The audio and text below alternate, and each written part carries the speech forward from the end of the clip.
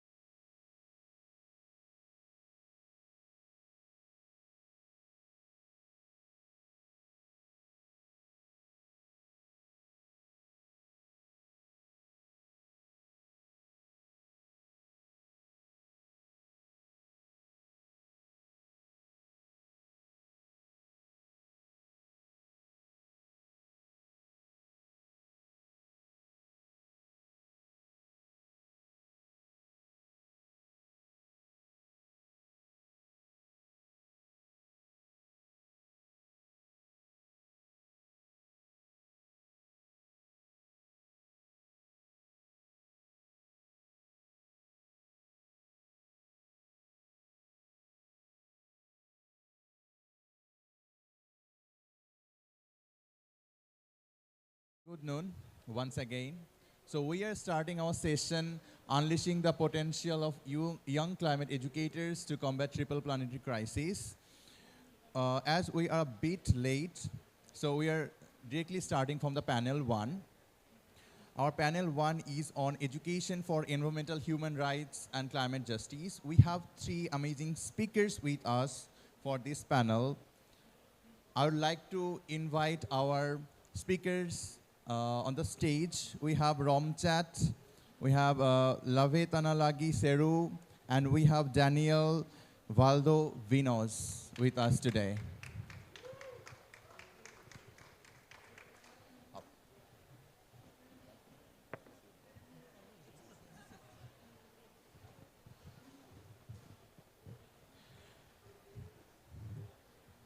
It's my utmost pleasure to invite the speakers on the stage. Now I'd like to introduce our speakers to you. We have Romchat Wachi Ratana Konkru from UN Human Rights. He is the Human Rights, Climate Change and Environment focal point for the regional office for Southeast Asia of the UN Human Rights, UN High Commissioner for Human Rights. Before joining UN Human Rights Office, she served the National Human Rights Commission of Thailand as human rights investigative officer with a focus on economic, social, and cultural rights, and as a focal point on business, human rights, and sustainable development. Romchat began her professional career in 2012 as a constitutional case officer at the Human Rights Litigation Bureau of the NHCRT. She holds a bachelor degree in law, a LLM on public law focused on public economic regulations, and a LLM on environmental, international human rights and humanitarian law with the focus on business, international trade, investment and human rights, and development from University of Essex. We also have Lavetanalagi Seru. He is a youth climate activist, and he has a work background in youth development, climate change, gender and human rights, and social inclusion in disaster risk reduction. He is currently the regional policy coordinator of the Pacific Climate Action Network. Lagi is also the co-founder of the Alliance for Future Generations Fiji, the largest young people-led on sustainable or network on sustainable development in Fiji. In 2020, he was appointed as the vice chair of the 2021 UN Food Systems Summit, Track 3, Boosting Nature Positive Production, and he currently serves as the Pacific's Regional Board Advisor for the Next Generation Climate Board of the Global Green Grants Fund and board member of the Climate Action Network International. We also have Daniel with us. He is the co-founder of Legado Gea. Daniel is also a climate activist from Mexico who advocates for the environment, climate justice, and human rights. Since elementary school, he has been aware of environmental issues because he has seen how the landscapes of their community has deteriorated due to the urban footprint. As a bachelor graduate in international relations and a young researcher, he has dedicated all his academic work to alternative forms of development from the global south. He is a co-founder and coordinator of Legado Gea, a Latin American environmental justice initiative that seeks to create awareness on the importance of climate change and environmental sustainability. Welcome to our panel.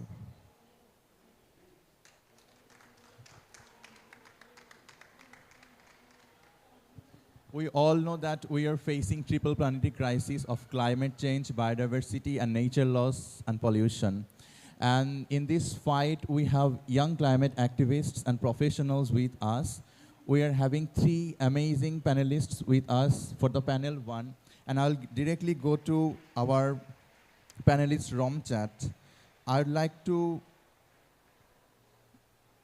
We would like to get more insight about your work on environmental, human rights, and climate justice in Asia-Pacific region. Thank you very much, and I am really honored to be here. I am not the youth anymore, but I work a lot with youth in my work program in Southeast Asia.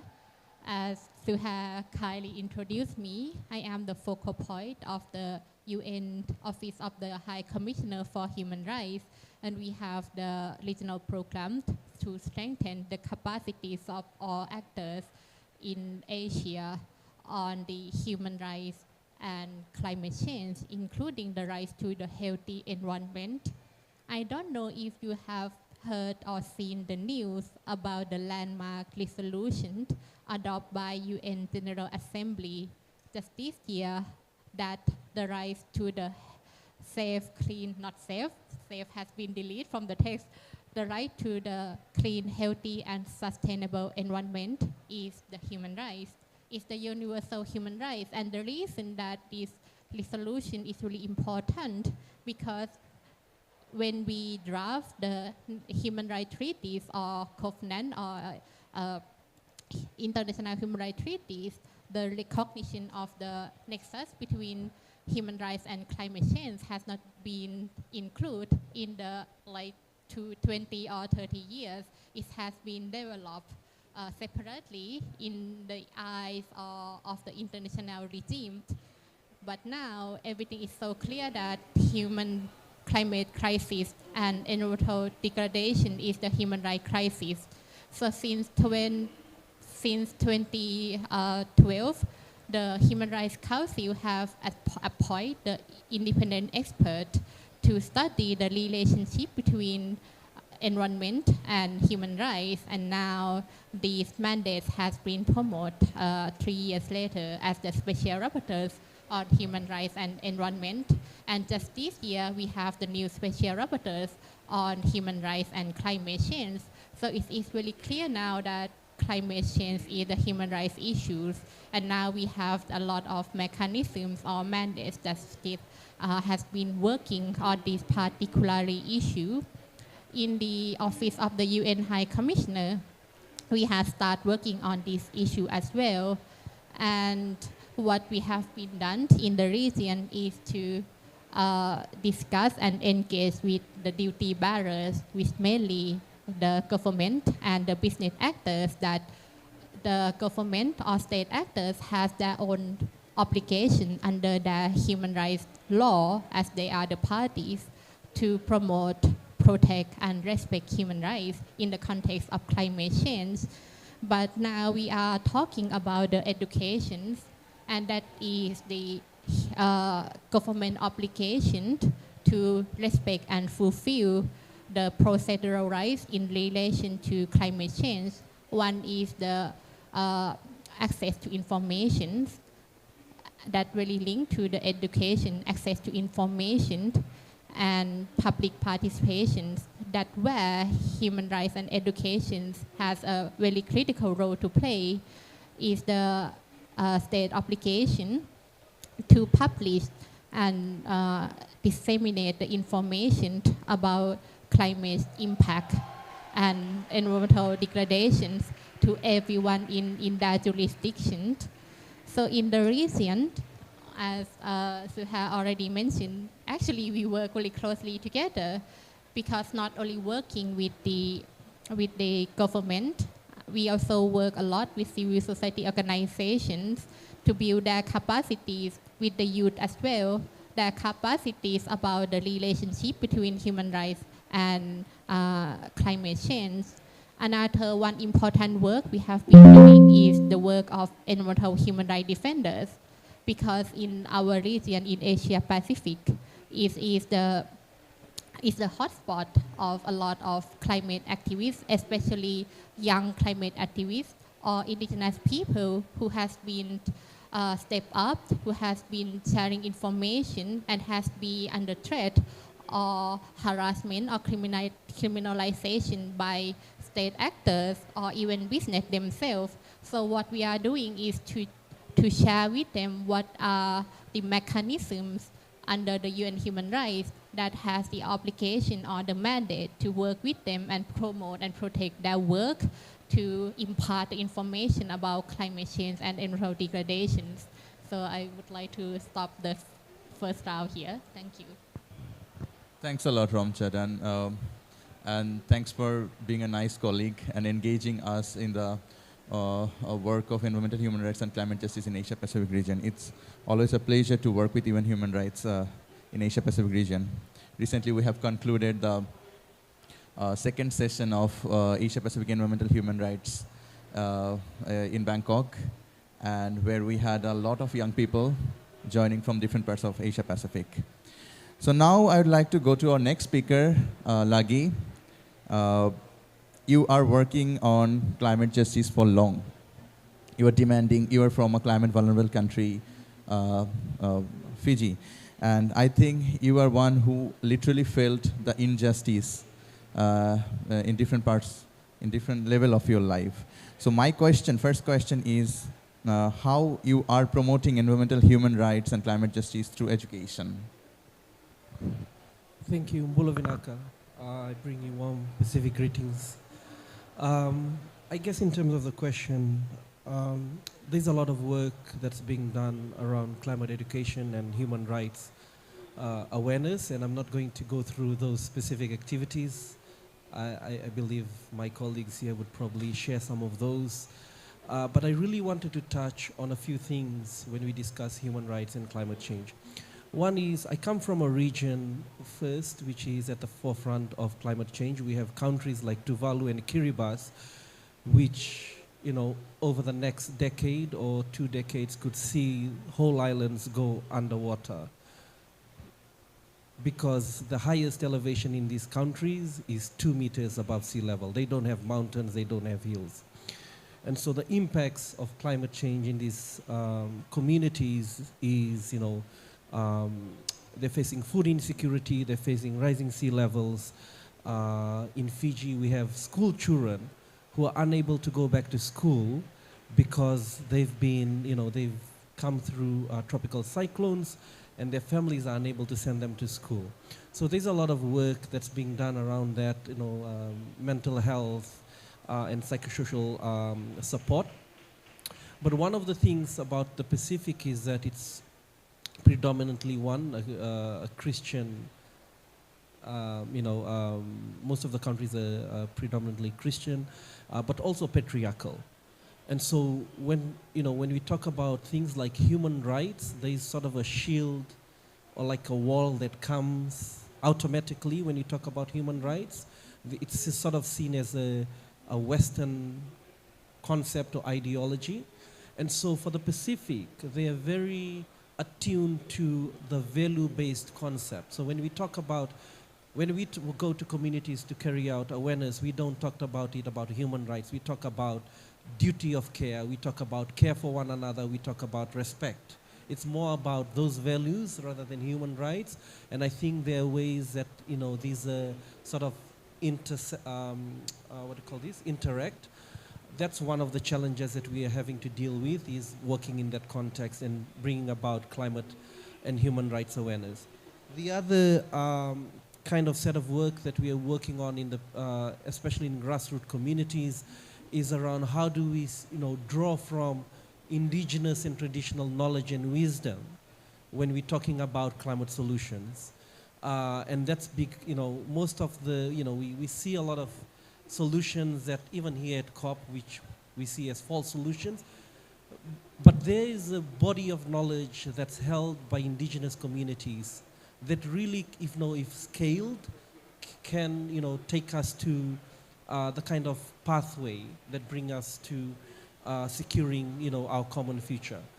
And so what we are trying to create more awareness of is that traditional and indigenous knowledge and wisdom. And how do we capture that? Because the other thing about Pacific societies is that we are more oral, you know, we have an oral tradition. We don't really document even impacts.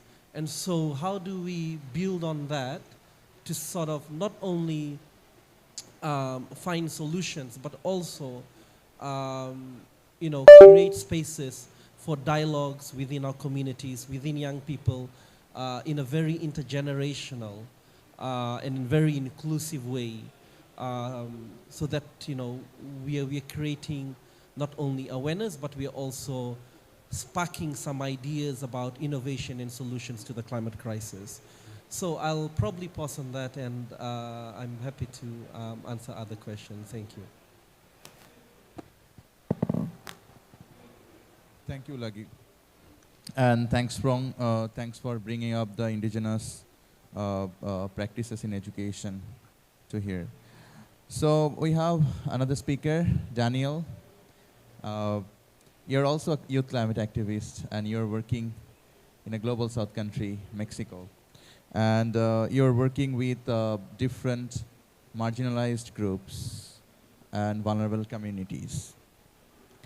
So how you are educating your youth fellows on environmental human rights and climate justice? Well, I think Legado Gaia organization was born as an academic activity, like as an academic project, and it became a community project. And the first thing we noticed about traditional educational systems is that they are way, they don't tackle real and current problems in the world. So we're studying like the problems from 20 years before. We're studying problems from 50 years ago, but we are not preparing ourselves for the problems we have to tackle today. So that's why we found this organization to bring these solutions that first, these international solutions as the SDGs and the Paris Agreement, but then we became aware that if we don't have localized education and we don't build the education from the grassroots, we are not having really good education on climate change because we have to first recognize the ecosystems we're living in and then work from there. We're having a project that is called Swing Climate Hub that is just the excuse so we can talk about climate change because we're having year-by-garden workshops, but at the beginning we always have talks about change, about climate justice, about real solutions to the climate crisis that we're having now. So we are not just building like education, but we are also building community through our communities because that's one of the most important things to learn because we have to learn some systems we have in our bodies, we have internalized from the systems that are impacting our communities, like these kind of relations that we have with each other. We have to first recognize each other, we have to recognize the place we're living in, and then we have to build education from them. We also are having these workshops with people from all ages because we think that it has to be intergenerational because youth and children has a lot of knowledge, and we think that they know exactly how the cultural change we have has to go forward. And also we learn from the elders. Like Mexico City was built in a lake, so they already know that they tell us, like they open up and tell us about how the city was 30 years before, you know? So it is better, they understand the change the city has had because of the urban growth, because they had rivers, they had lakes inside the cities, and now we don't have it. So it is also that bringing back also the memory of the spaces we're living in, because nature finds its way back. So when we talk about how these ecosystems were before us and how we are them away from the youth, it's something really important to this human rights and climate justice education-based approach, because we have to understand the place we're living in, and also we have to understand how we can bring them back to our communities. Because when I was younger, I remember that we have in my school classes about, well, I live in the state of Mexico, that is further away from the city. But when I was young, I remember having environmental education because we live near a volcano and we live near a river. So in rainy season, they teach us about how the river systems works and how we have to evacuate if something happens in the rainy season from a school. And also when the volcano was active, they also teach us about how we should approach these situations. But now in my community, we don't have river because they dry out the river so they can build a driveway. So when I was little, I was scared of the floods. But now that I'm older, I'm scared that my community doesn't have river, so it doesn't have access to water. So we don't have access to a healthy environment. So bringing back this memory of the ecosystems and the places we're living in also gives them this scope, so they know that first, education is a human right, and living in a healthy environment is also a human right, and that bringing back that memory is also a climate justice issue, because it's not just about reparations, because money can pay the ecosystems we lost. It can pay the species we have disappeared, and it can pay the damage my community has because of the urban footprint and the environmental disasters that have happened. So it is also about climate justice, like recognizing we had ecosystems healthy before living there, and that we can bring them back to our communities. Thank you, Daniel. Thanks for reiterating that education and living in a healthy environment are our human rights. So we are a bit short on time, so I'll cut you a bit short on that. So we have a closing question for all of you, the same question. We know that our education system, the current global education system, is somehow failing to educate us on environmental human rights and climate justice. So what are your recommendations on that? How education system can be improved so that our children and youth are better informed and equipped with human rights and climate justice? Yeah. Thank you very much for this question. I think what we have heard now from this panel is about education, but in my view, it's not only the traditional official education system, because our colleagues already discussed a lot about communities and traditional knowledge from indigenous peoples, and that should be go hands in hands. Looking back to the traditional formal education system in developing countries, a lot of young people, children, still face a lot of barriers and struggle to access to that informal system. The issue about the poverty, about the digital divided, that they cannot really access to that educational system. So of course, I don't have to tell more that the right to education is human rights, so it's the obligation of the government to provide and demolish all of that barriers to the formal education system. But on the other hand, traditional knowledge from indigenous people or local communities that the ancestors already talk and share and teach younger generation is something that we have to be valued and preserve. So in the OSCHR, that's why we see the importance about the indigenous people's language, because that is the medium to impart and share all of the traditional knowledge to preserve and conserve the ecosystem and live with harmony with the natures. So that is one of the recommendation from me. Can I just go to Daniel then Lagi, in 1 minute.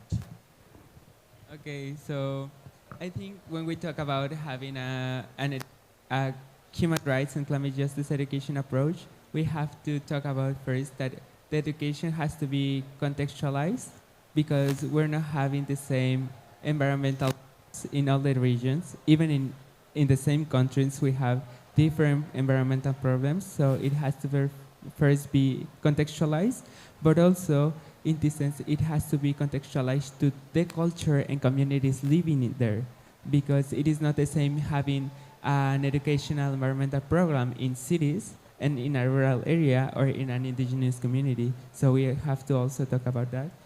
And the second one is that we have to have an inquiry and land-based education to first tell children and youth to always ask questions about the environment and where they live in, because that's the community and that's the place they're trying to transform.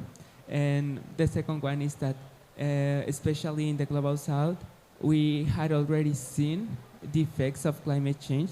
We are living the effects of climate change, and we have lived a lot of times the violation of our human rights because of the context we live in, like the violence context, the environmental disaster context we live in. So finding a way to talk about how these human rights has been already violated and how it is a climate issue from a youth and children perspectives has to be the key to lead new environmental education programs, and also stating that indigenous youth people are also guardians of knowledge, and that these programs not just has to be intergenerational, but it has to be intercultural, because we also have to learn a lot about indigenous knowledge, especially in cities, and how to reconnect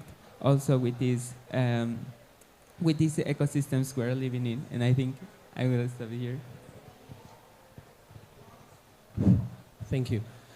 I have 3 points. So the first one is there's clearly a disconnect, especially in the global north countries, when it comes to not only climate change, but even the sustainable development goals. We've hosted study tours where students from the US and from Europe comes to the Pacific.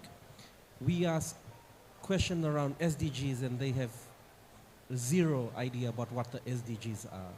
I think more of the capacity building and awareness needs to be done in the global north rather than the global south, because we already understand and we're seeing the impacts, not only of climate change, but also other challenges. So I think there needs to be a lot of efforts in the global north around that.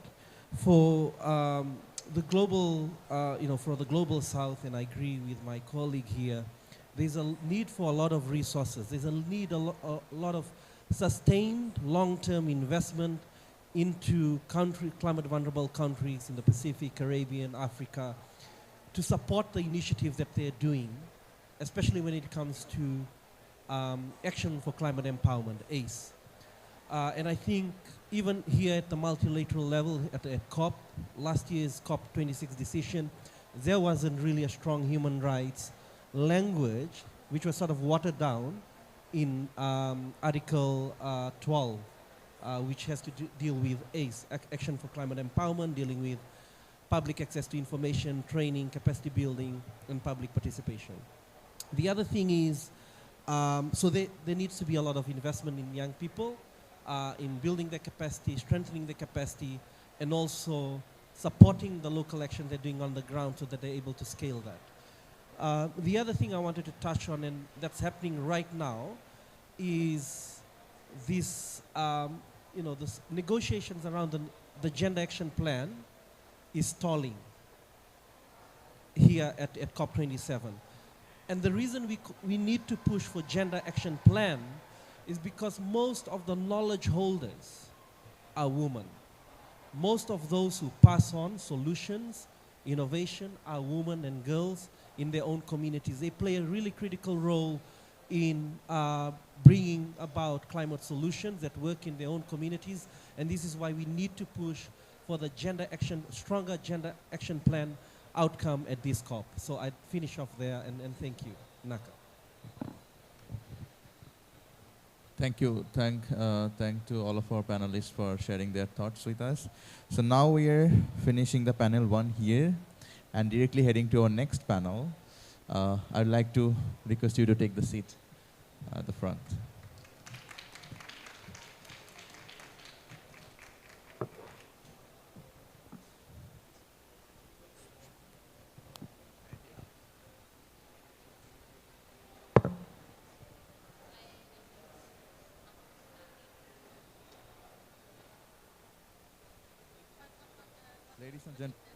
Ladies and gentlemen, I hope that you enjoyed the first panel. Now we are heading to our next panel, Education for Green Skills, Jobs and Entrepreneurship. And we have another set of speakers, amazing speakers with us.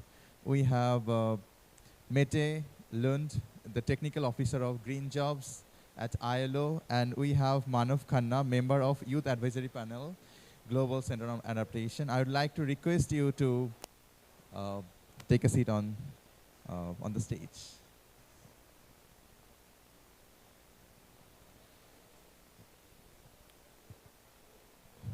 So now I would like to introduce both of you to our audience.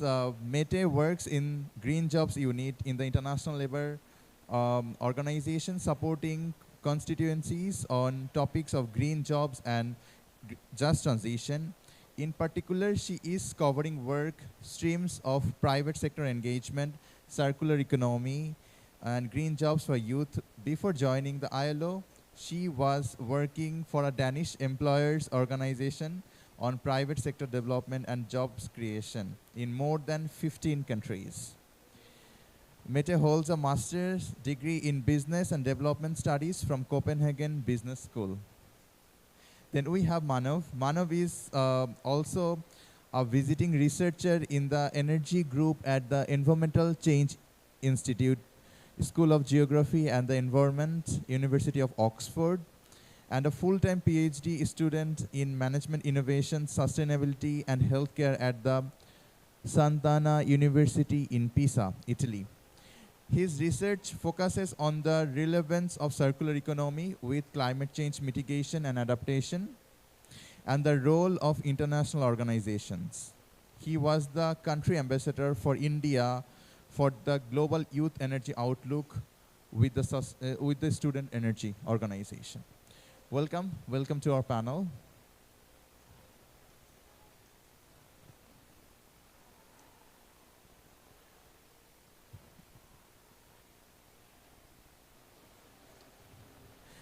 Sorry, I'm extremely sorry. We have another speaker with us. Thought like she is lost, maybe she couldn't make her way to our pavilion. Balkissa Daura, she is the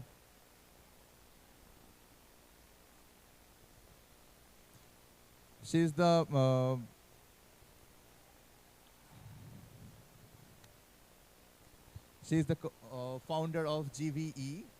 She is from Nigeria. Balkissa,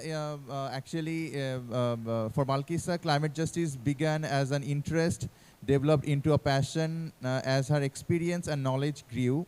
Her volunteering work on diverse environmental projects gave her insight into environmental justice issues that face our African communities on a daily basis.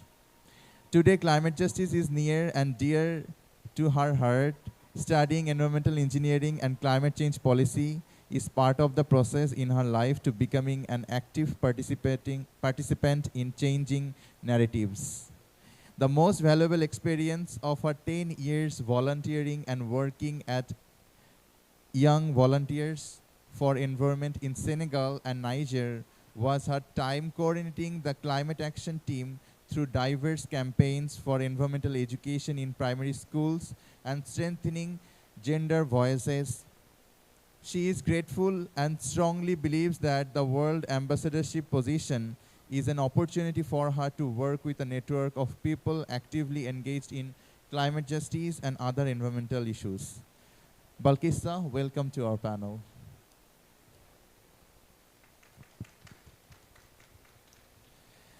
So we are directly heading to our panelists because we don't have much time. We are already a bit late. And our first question to Mete, that we know that ILO recently launched Green Jobs for Youth Pact, and that's here at this COP27. So would you like to maybe inform us more about this pact and what are the education-related components in the pact?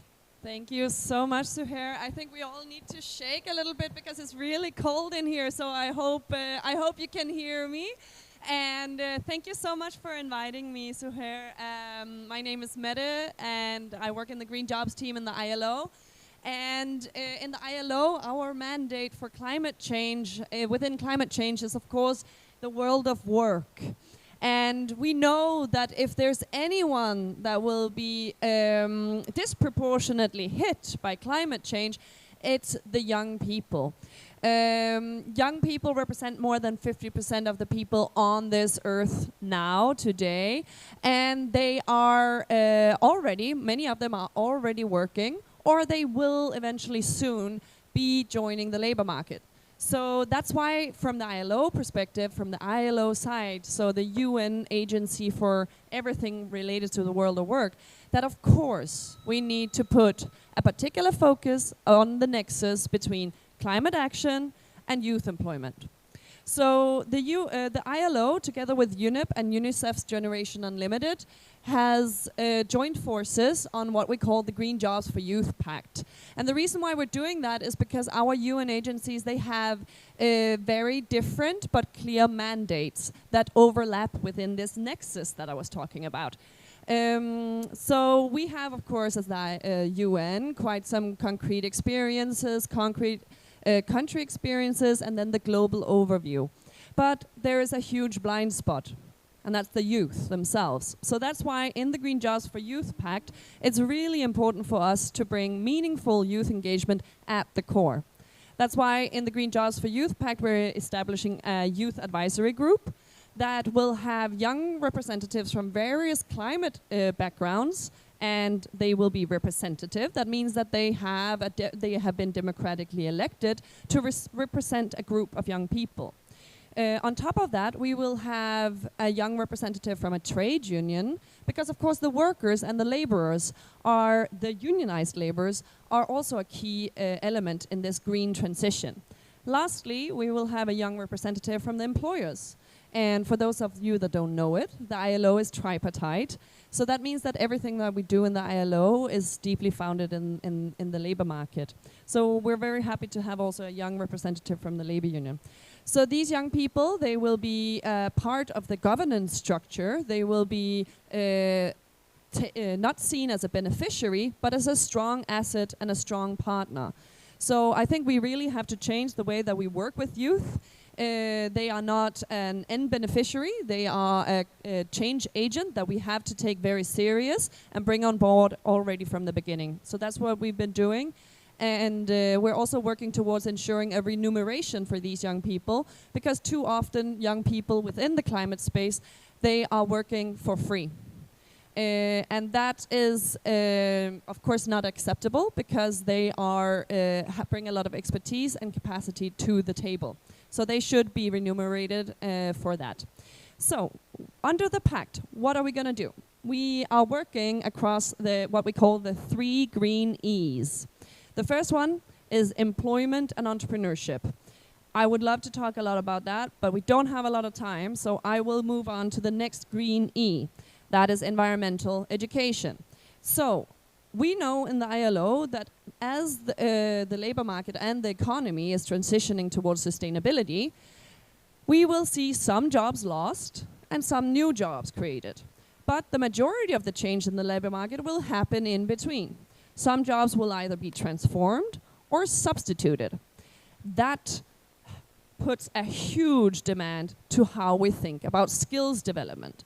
So in the Green Jobs for Youth Pact, we will think about education on the several levels that we know, based on the data and the research that we have, will be both on higher level skills, higher education, university, etc., rethinking the curricula, working together with networks of universities, both in building the capacity of the university teachers themselves, but for certainly also the curricula. But actually, in the green transition, the biggest demand will be in the medium-skilled workers. So that means technical education, vocational and training, TVET. So, for example, in the ILO, we have recently published a TVET, greening TVET tool. So we will be working with TVET institutions in greening the curricula and greening the capacity of the teachers as well as the students. And then lastly, of course, there are the more sort of non-technical skills, what we in the ILO call core skills. And they are actually embedded in the youth engagement part, so the last green E that I was talking about. We need to make sure that young people have the employable skills, the right kind of network that is needed in order to find employment, and that is things such as project management, public speaking, many of these things that we will also be working on together with our partners. So if you're interested in learning more about the Green Jobs for Youth Pact, we have an event now at 1:15 in room 2, Amon. So it's one of the official UNFCCC side events. And that means that you get a chance to meet both the UN agencies, a few of the youth that we have been working with, but also the education sector and the private sector. I don't have time to explain how we work with that, so there's still a lot to be unwrapped. So if you're interested in this, come and join us 1:15 in room 2, Armon.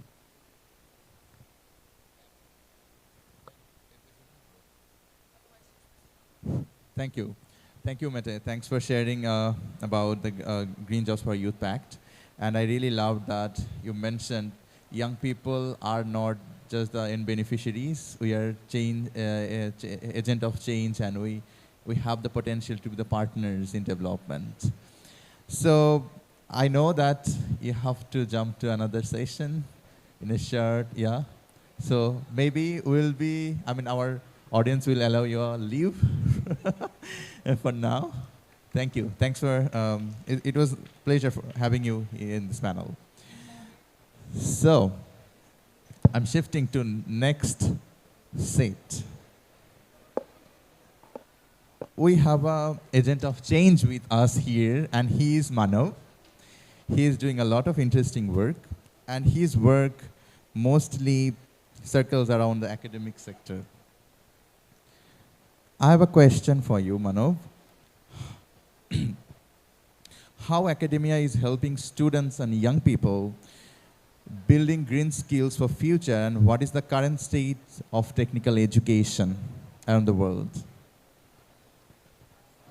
Well, thank you for having me here. And my answer to this question, echoed by Daniel, said that coming from personal experience, I would say in a nutshell, the answer is very terrible, is outdated. Like academia is not there with the transition that is happening, because private sector and the market is moving around with a very fast speed, and academia and other things are not moving at that speed. And young people, including me, having spent so much time on working on education, on climate change, still struggle to find a job because academia is not there to meet the demand. So I studied in 4 different education systems in different 4 countries. I thought maybe it was the problem in India. Then I moved to South Korea. I thought maybe it's an outlier in South Korea, moving from developing country to a developed country. I thought maybe it's an outlier. Then I moved to Italy, and I'm currently studying in UK. And I clearly remember we had a roadmap meeting for next 10 years, like how do we move forward with the green job, with the skills that require in the market. And I was the only one in that board meeting with my team, young, with the old professors. So I said openly, I don't see academia is helping enough. Academia is not ready, and academia is not providing enough information. And I wouldn't be shy away to say that I know some professor that I work with, like the PPTs that they made, and I think you would be agree with me. The PPT that they made was like 10 years ago. They are just keep on changing the dates, but not changing the material. And what should I do with this material? The knowledge is outdated. And I know many young people right now, just to get good job, just to get like a good moving towards climate change and sustainability. And when it comes to green jobs, they are looking for skills that can be obtained like online education. So my question is, like, if as a student, as a researcher, I have to get education from online sources, so what is the purpose of having a university? What is the purpose of having education finance, education budget, if universities are not capable enough to help students and help researchers like me? And there are many, like the whole COP is full of researchers, and they would be agree with me that academia is not speaking the same language, academia is not there, and academia is too slow to change. I don't know why, but it's really a big problem that I face, and coming from my personal experience. So I would say, like, I cannot even say that time is changing. I hope it will change, but coming from my personal experience, academia is very slow. And I hope in future that, we raise our voices, so we have like more updated curriculum, we have more technical skill, we have more vocational training. So moving towards a transition, as you already mentioned, like some jobs will be lost. So it's a competitive advantage for students like us, that we need to be in the market. We need to have competitive skills to be part of a transition, not just wiped out from the transition. That's just my opinion. Yeah. Thank you. Thank you, Manav. Thanks for sharing the current state of education and how universities are not being able to maybe provide quality education for equipping our young people with green skills. We know that to fight these triple planetary crises of climate change by nature loss and pollution, we have a solution, and that's transitioning to a greener economy. And when we talk about green economy or greener economy, we need to better prepare our young people with skills. And when it comes to see the differences between global north and south, south is lagging far behind when it comes to green skills, having green skills. As a youth climate activist and professional, you might have seen that in your community or in your country. So how do you address that? How are we actually lagging behind in achieving green skills in global south countries? Hello. Okay. Thank you for having me.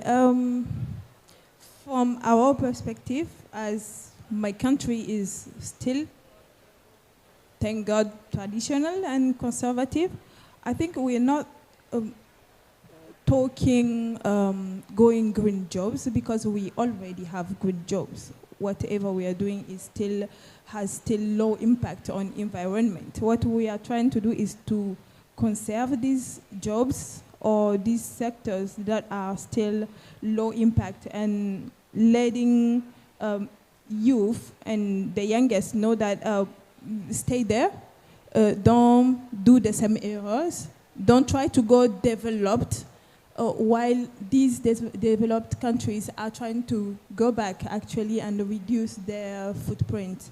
So as an example, maybe in agriculture or in buildings, we're trying to go back to the elders before we lose the secrets, and keeping them and staying on it. Because when you're talking green jobs, then we have to restructure the system.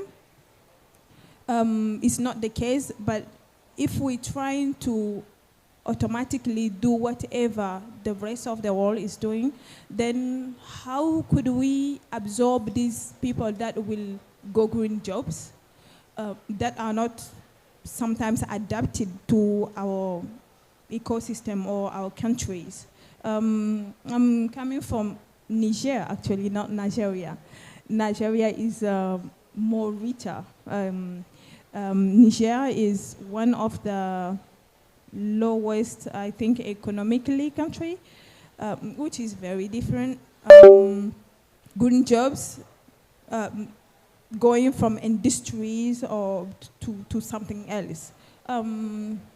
We're trying to stay focused on what we have and to save that environment that is degrading, because then you're thinking green jobs, but we're thinking maybe climate crisis, food crisis, and the rest, and the list goes on. And one of the work I'm going, just one example, is going back to indigenous food, because then it has a low impact, it's adapted to the environment, and it's still climate smart, because we still can make this food, or how can I say it, have that type of vegetation is still resilient. So trying to not go pesticide and the rest. So staying green, actually. Thank you.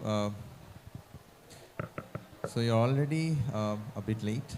So for the last question, maybe I can give you 1 minute each.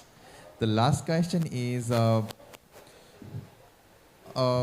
can we better prepare our young people for the jobs of future, for transitioning to a greener economy?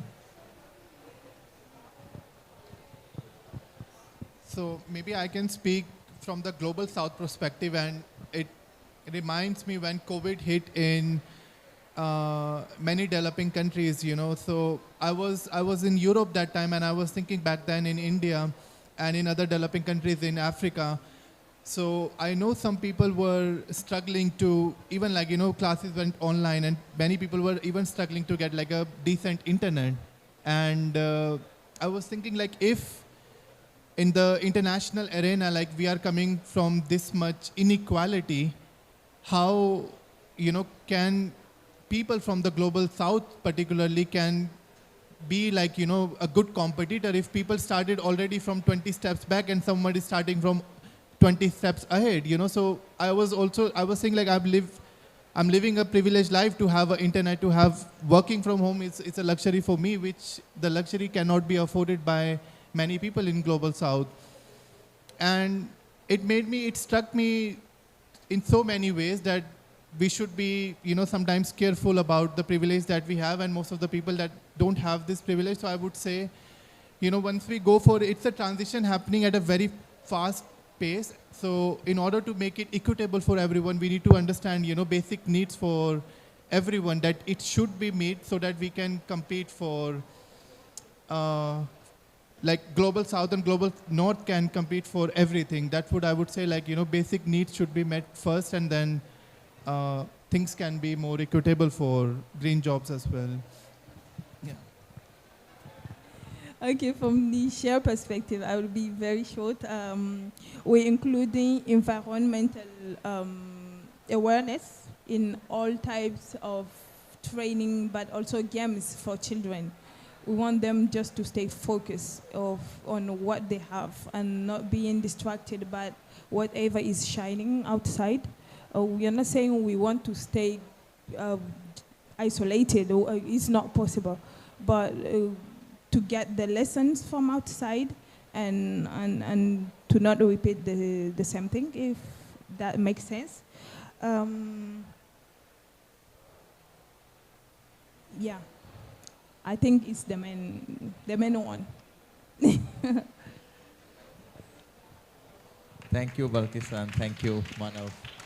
So we are done with our panel 2 as well.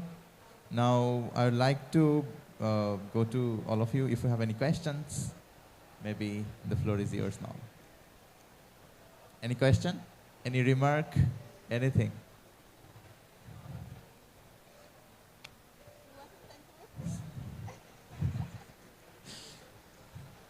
So yeah, then you are saved. Okay, so yeah, thanks once again for being with us, who are joining in person, and obviously there are other people who are watching us online on YouTube. Thanks to everybody. So it was nice. It was a pleasure having all of our amazing speakers with us, and I strongly believe that young people, they have already created the space. They have created a momentum for them with efficacious and fierce advocacy. Now we have to take this forward with skills and more human rights-based approaches. And in the coming days, I believe that young people, educators, activists, professionals, they will join their hands to fight triple planetary crisis. Thank you.